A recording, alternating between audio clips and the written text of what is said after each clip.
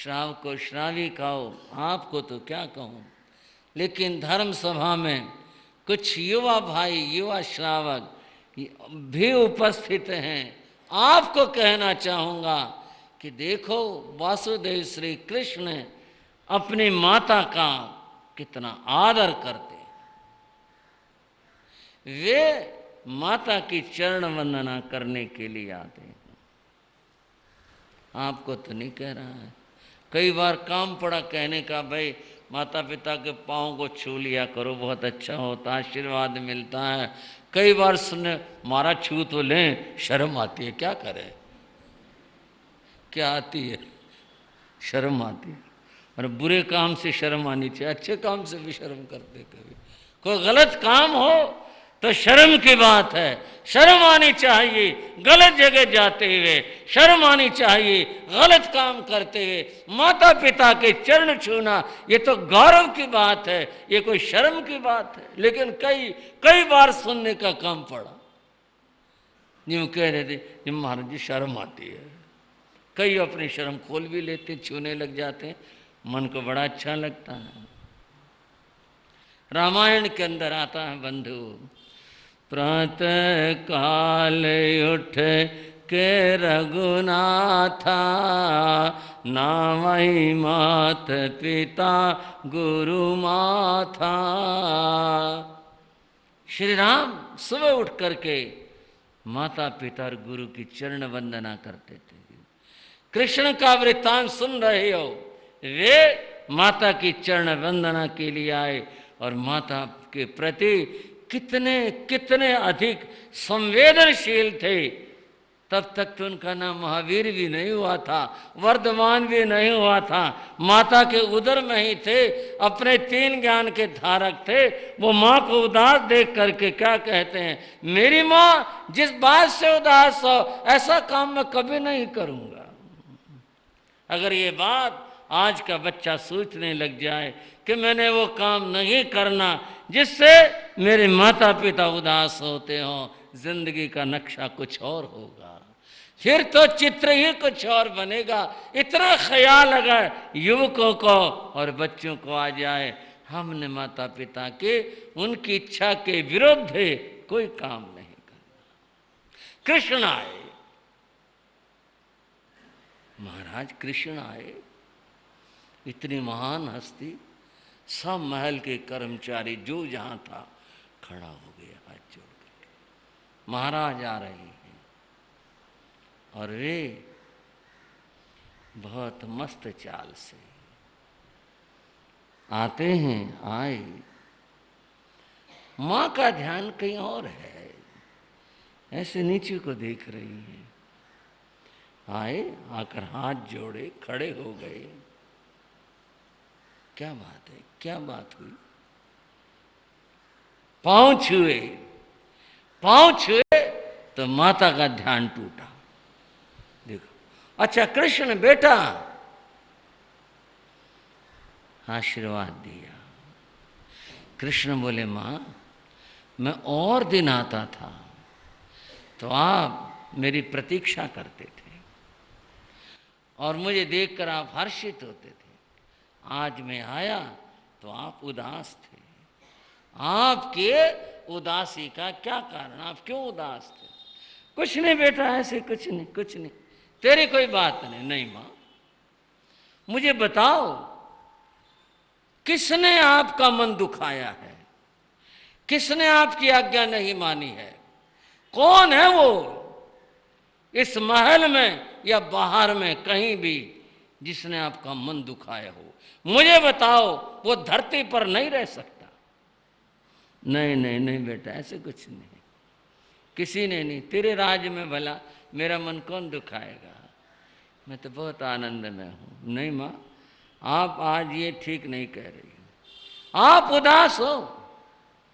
अभी भी आपका चेहरा बता रहा आप उदास हो। बेटा अगर इतनी बात पूछते हो, ये उदासियाँ क्या दूर होती हैं? ये तो कर्म की बात है।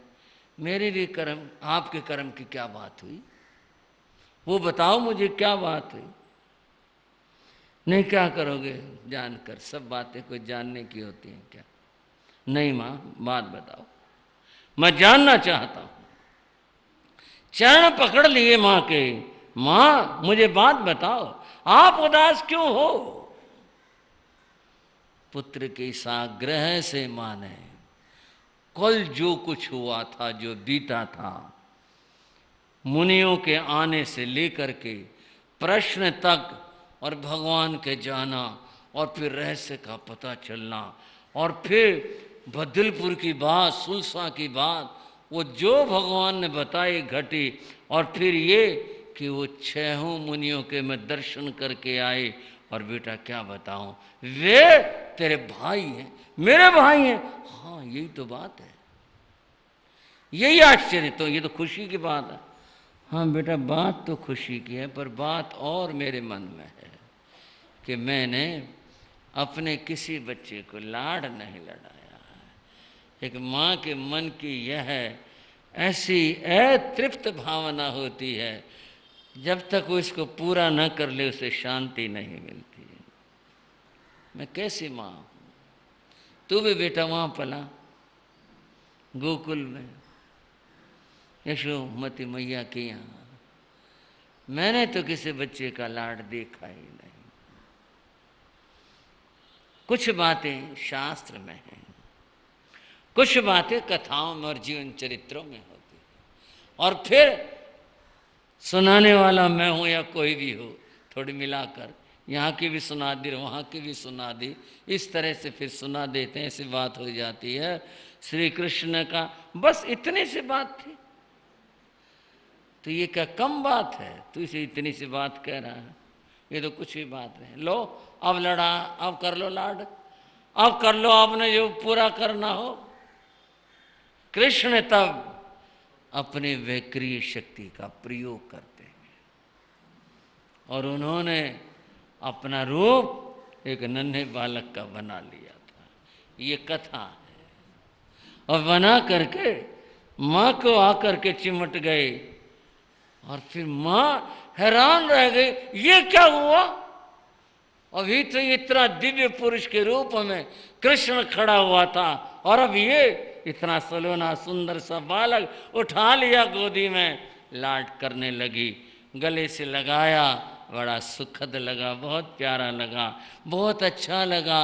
और फिर कृष्ण अपनी बाल लीलाएं करने लगे, जैसे कि बच्चों की लीलाएं होती हैं। अब वो रूठते भी हैं, चिल्लाते भी हैं, और हंसते भी हैं माँ के साथ में, इस तरह से बाल लीलाएं करने लगे। माँ बड़ी प्रसन्न थी, ये क्या हुआ, ये कैसे हो गया? बहुत प्रसन्न हुई, बहुत आनंदित हुई, और इस खेल खेल की और भी बातें बताई गई कि वो तब कहने लगे दूध पीऊंगा मैं। तब माता ने सेविका को आदेश है, जाओ दूध लेके आओ, मेरे बेटे के लिए दूध लेकर के आओ। और वह सोने की कटोरी के अंदर दूध लेकर आती है, लो बेटा दूध पियो। इसे बहुत अच्छा लग रहा है, अपने बालक को दूध पिलाना बहुत प्यारा लग रहा है। सोने की कटोरी है, माँ की ममता है, और बालक मचलने लग रहा है, मुझे भूख लगी है, मुझे दूध दो, मुझे दूध दो, और मचलने लग रहा है। और कहते ले पी, ले पी बेटा। कटोरी मुंह को लगाई गई, घूंट एक भरी, गिरा दी, फिर कहा ये नहीं पीता मैं। तो कोई बात नहीं, मीठा आ जाता भी, फिर कहा तो मीठा आ जाएगा, था तो मीठा, पर वो तो खेल था। और फिर बंद हुआ, दूसरी कटोरी आती है, मीठा डाला हुआ था, दूध पिया, बहुत मीठा, ये नहीं पिया जाता, चलो और पी ले, रहने दे इसको, नहीं इसमें मीठा निकालो। अब ये कोई होने की बात थी? ये तो खेल थे सारे के सारे, और एक तो नहीं कितनी सारी क्रीड़ाएं कृष्ण ने, जो उनके जीवन की बातें हैं जैन कथा साहित्य में, वो सारे चरित्र यहाँ पर दोहराए गए। किसी चीज को गिराना, तोड़ना, डुला देना, करना, माँ को हैरान और परेशान बना दिया कृष्ण ने अपने इस लीला से, उन बाल लीलाओं से। मां थक गई, इतना कुछ उसने यानी श्री कृष्ण ने अपने बाल रूप में इतना कुछ किया। माँ थक गई और थकी तो मन में क्या विचार आया, ये सब जानबूझ के कर रहा है, थोड़े ऐसा। कृष्ण तो वही कृष्ण है, यह तो लीलाएं कर रहा है। कृत्रिमता होती है और यथार्थता होती है। या सचमुच में ही ऐसा होता तो बात और होती। माँ ने रस लेना छोड़ दिया। क्या बात हुई माँ, मेरे से नाराज हो गई, रूठ गई? कुछ नहीं। कृष्ण ने देखा माँ का मन नहीं है। जब मन नहीं है फिर क्या क्रीड़ाएं करनी है। उन्होंने अपना रूप वो समेट लिया, पूर्व रूप में आ गए। क्या बात हुई माँ? बेटा, जो असली बात होती है वो असली होती है, नकली तो नकली होती है। अब तूने सब कुछ दिखाया, पर जो कभी तू उस रूप में था, जो तूने गोकुल में किया, ये वो नहीं है, ये तो सब नकली है। माँ का मन संतुष्ट नहीं हुआ। कुछ ऐसा करना चाहिए जिससे माँ का मन संतुष्ट हो।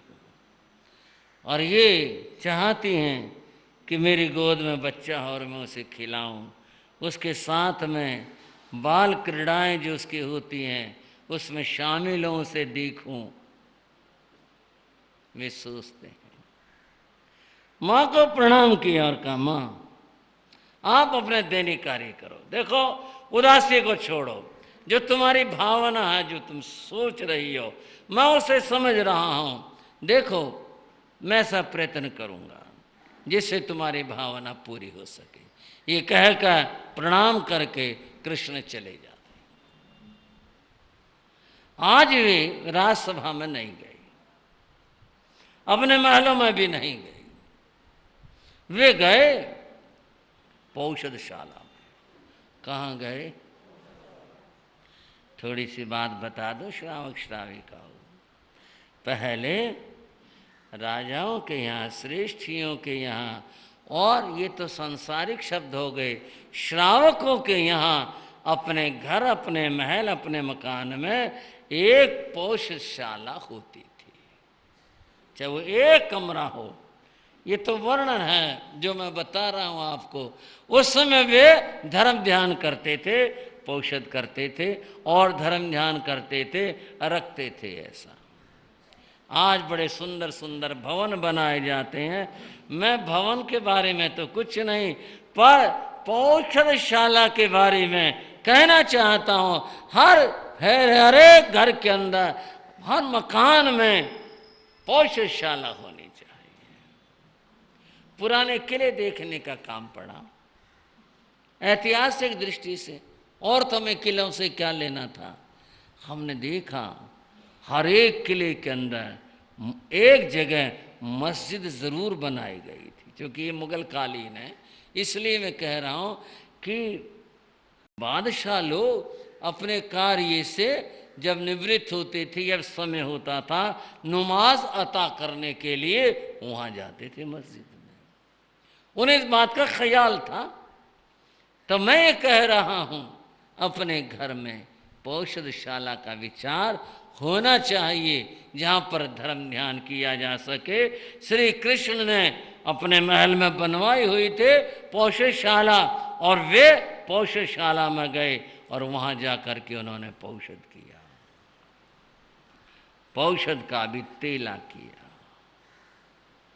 मां की मनोभावना पूर्ति के लिए किया। ऐसा किया। क्या श्री कृष्ण अपनी कोई शक्ति माया नहीं लगा सकते थे? मेरा सूचना है कर सकते होंगे, पर यह मामला माँ का था, विनय का था। बेटा अपनी माँ से इतनी बात नहीं कर सकता, इसलिए उन्होंने देव को याद किया। स्वयं कोई बात नहीं सोच करके देव के माध्यम से इस बात को उन्होंने ऐसा किया। और जिसका पहले भी जिक्र आया, हिरण्यगमेशी नाम के देव को उन्होंने याद किया। हिरण्यगमेशी देव एक ऐसा देव है जो उदर में, माता के उदर में रहे हुए बच्चों की देख रेख करता है। और ज्योतिष में भी आते हैं ऐसे नाम, वैदिक परंपरा में भी आते हैं, यहाँ भी ये नाम आया है कि वे एक ऐसी दिव्य शक्ति जो बच्चों की देखभाल करती है। इस तरह से हिरण्यकशिपु देव को याद किया। मन से करे माणे, जैसे माला जपते हैं, बार बार स्मरण करते हैं, ऐसे सुमरण किया। तीसरे दिन देव उपस्थित हो, हाजिर हो गया। देव ने पूछा, महाराज आपने मुझे याद किया है?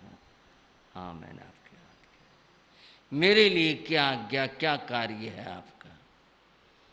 मैं चाहता हूं मेरी माँ की मनोकामना पूर्ण हो और आप इसमें निमित्त बनो, मैं ये चाहता हूं। देव ने उपयोग लगाया, इनकी माँ की क्या मनोकामना जाना, वो पुत्र चाहती है। उपयोग लगा करके देखा ये योग है भी या नहीं है, किसी जीव का, किसी आत्मा का यहाँ इनके यहाँ पुत्र रूप में आने का योग है या नहीं है।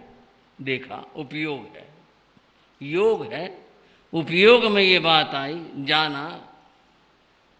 और ये भी जाना इस समय देवलोक में एक देव है जिसकी आयु पूरी होने जा रही है, और वह देव इनके यहाँ पुत्र के रूप में उत्पन्न